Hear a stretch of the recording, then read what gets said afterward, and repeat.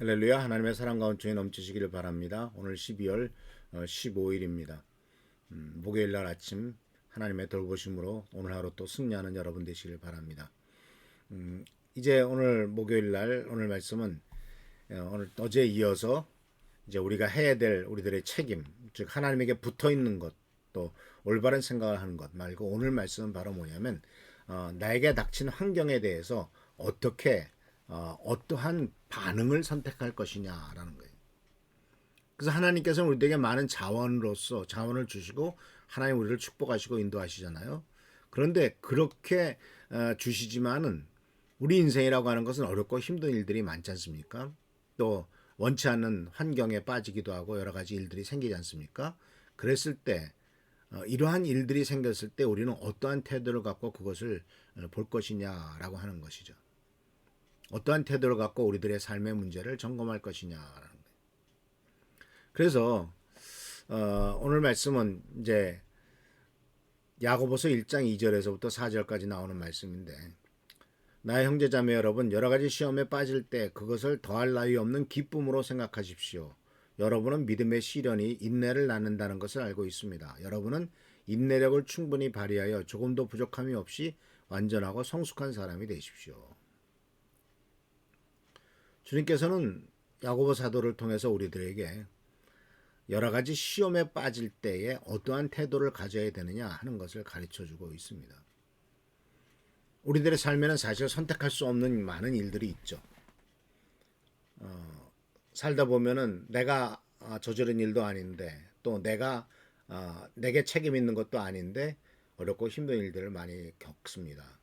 그랬을 때 선택할 수 없는 많은 일들에 대해서 내가 선택할 수 없기 때문에 거기에 대해서 나는 책임이 없어. 난 다 남의 책임이야라고 계속 상대방의 책임을 묻고 그것에 대해서 분노하는 것은 쉬운 선택이죠. 그런데 오늘 주님께서 우리들에게 가르쳐 주시는 것은 많은 일들은 내가 선택할 수 없지만 그 일들에 대해서 어떻게 우리가 반응할 것이냐, 어떠한 태도를 가질 것이냐 하는 것은 우리가 선택할 일이다라는 것이죠. 그래서 우리 인생에 있어서는요, 중요한 일들은요, 가끔 보면은 나에게 어떤 일이 생긴 것에 대한 것이 더 중요한 것보다도 그것에 대해서 어떤 반응을 갖고 있느냐, 어떻게 대하느냐 하는 것이 어떤 결과를 가져오느냐를 결정하더라는 것이죠. 그래서 같은 연단에서도요, 다른 결과가 나타납니다.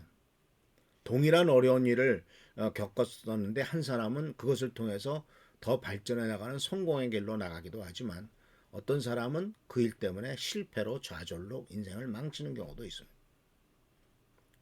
흔히 하는 말로 같은 이슬을 먹고 뱀은 독을 만들어내고 꿀벌은 꿀을 만들어낸다라고 하는, 물론 꿀은 따는 거지만은 이렇게 얘기도 합니다. 그래서 인생에 보면은 정말 같은 선택을 하는 사람, 같은 사건에서 다르게 선택한 사람들이 나중에 참 위대한 인물이 되게 됩니다. 특히 정말 고통스러운 삶, 정말 끔찍한 인생의 일들에 대해서 어떤 선택을 하느냐 하는 것은 굉장히 중요하죠. 2차 세계대전 때 유명한 2차 세계대전 때 우리가 알다시피 독일 사람들이 유대인들과 또는 집시들과 또는 많은 사람들을 죽이고 또 가스실로 보내고 이렇지 않습니까? 근데 그 중에서 살아남은 사람들이 있었죠. 대부분 죽었는데 그 중에서 살아남은 사람들의 특징을 보면은 끝까지 살아남기로 선택한 사람이었습니다. 저 사람이 날 죽일 수는 있다. 독일 군인들이 오늘이라도 나를 끌어다가 가스실로 집어넣어서 죽일 수도 있다. 그러나 나는 오늘 하루를 내가 어떠한 태도를 갖고 살아갈 것이냐 하는 것은 내가 선택할 일이다. 그 중에 한 사람이 빅터 프랭클이라고 하는 사람인데 2차 세계대전 중에 아주 어린 나이에 20대 초반인데 이제 그때는 다 결혼을 하고 그러는데 모든 가족을 다 잃습니다. 부인도 죽고 아버지도 죽고 다 죽습니다. 근데 그가 깨달은 것은 그 수용소에 끌려가서 깨달은 것은 아침에 일어나서 세워가지고 점검을 하는데 오늘 일할 수 있도록 보이는 사람, 건강해 보이는 사람은 살려두고 힘없어 보이고 지쳐 보이는 사람은 그날로 가스실로 보내는 것을 보았습니다. 그렇기 때문에 그는 아침마다 일어나서 정말 날카로운 그 유리 조각을 구해서 면도까지 합니다. 그 상황 속에서. 오늘 죽을지 내일 죽을지 모르는 상황 속에서 초췌하게 있는 것이 아니라 아주 깔끔하게 하고서 그늘 하루하루를 준비합니다.